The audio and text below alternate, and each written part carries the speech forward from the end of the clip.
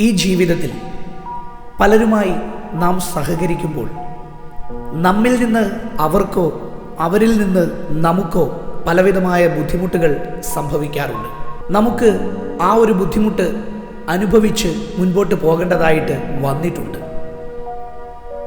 അവരിൽ നിന്നൊരു കയ്പ്, നമ്മിൽ നിന്ന് ഒരു വേദന, പരസ്പരം ക്ഷമിക്കുവാൻ കഴിയാത്തതുപോലെ ചെറിയ ചില കുറ്റങ്ങൾ പോലും മനസ്സിലെന്നും ഓർത്തു വെച്ച് പലരോടും മുഖം കൊടുക്കാതെ ഞാനും നിങ്ങളും മാറി നടക്കാറുണ്ട്. എന്നാൽ ആ മാറി നടപ്പ് ഒരുപക്ഷെ വലിയ നഷ്ടങ്ങളിലേക്ക് ഇരുകൂട്ടരെയും കൊണ്ടുവന്നെത്തിക്കാറുമുണ്ട്.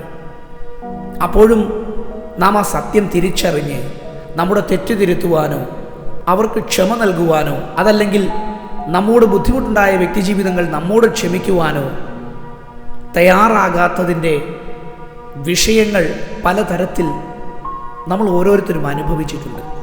നമ്മൾ ആഗ്രഹിച്ചിട്ടുണ്ട്, പണ്ട് ഞാൻ അവരുമായി സഹകരിച്ചതുപോലെ, അവരുമായി മിണ്ടിയതുപോലെ, അവരോട് സ്നേഹം പങ്കിട്ടതുപോലെ ഒരു കാലഘട്ടത്തെ വീണ്ടും എൻ്റെ ജീവിതത്തിൽ തന്നിരുന്നെങ്കിലെന്ന് ഉള്ളത്തിൽ ആഗ്രഹമുണ്ടെങ്കിലും നമ്മുടെ ഉള്ളിലിരിക്കുന്ന ഞാൻ എന്ന ഭാവം ഒരു കാരണവശാലും അവരോട് ക്ഷമിക്കുവാനോ പൊറുക്കുവാനോ സമ്മതിക്കുകയില്ല. മനുഷ്യർ തമ്മിലുള്ള ബന്ധം അങ്ങനെയാണ്. പക്ഷേ നമ്മെ സൃഷ്ടിച്ച ദൈവം, ആ ദൈവത്തോട് വാക്കുകൾ കൊണ്ടുള്ള ലംഘനങ്ങളാകട്ടെ പ്രവൃത്തികൾ കൊണ്ടുള്ള ലംഘനങ്ങളാകട്ടെ അതൊക്കെ സൃഷ്ടാവായ ദൈവത്തോട് നാം ചെയ്യുമ്പോൾ അവൻ നമ്മോട് പരാതി പറയാതെ വീണ്ടും സ്നേഹത്തോടെ അടുക്കൽ വന്ന് ആ ലംഘനങ്ങളും പാപങ്ങളും നമ്മോട് ക്ഷമിക്കുന്നവനാണ് ദൈവം. അതുകൊണ്ടാണല്ലോ മനുഷ്യരിൽ നിന്ന് വ്യത്യസ്തനായി സൽഗുണപൂർത്തിയുള്ള ഒരേ ഒരുവൻ അത് അവൻ മാത്രമെന്ന് തിരുവചനം വിളിക്കുന്നത്. വചനത്തിൽ ഇങ്ങനെ ഒരു വാക്യമുണ്ട്: എൻ്റെ നിമിത്തം ഞാൻ തന്നെ നിന്റെ അതിക്രമങ്ങളെ മായ്ച്ചു കളയും, നിന്റെ പാപങ്ങളെ ഞാൻ ഓർക്കുകയുമില്ല. എത്ര മനോഹരമായ വാക്യം!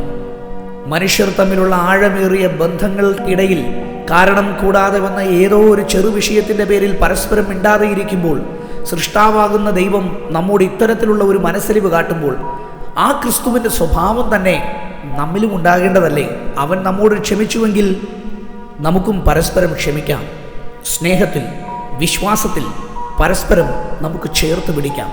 ദൈവം പറഞ്ഞതുപോലെ നമ്മുടെ അകൃത്യങ്ങളെ ദൈവം കണക്കിടുന്നില്ലെങ്കിൽ, അവൻ ക്ഷമിക്കുന്നുവെങ്കിൽ അവൻ്റെ മനസ്സും അവൻ്റെ ചിന്തകളും നമ്മിലേക്ക് കടന്നു വരുമ്പോൾ, ആ ദൈവത്തെ നാം തിരിച്ചറിയുമ്പോൾ നമുക്കും അതേ സ്വഭാവ ശ്രേഷ്ഠതയിലേക്ക് വഴിമാറി നടക്കാം.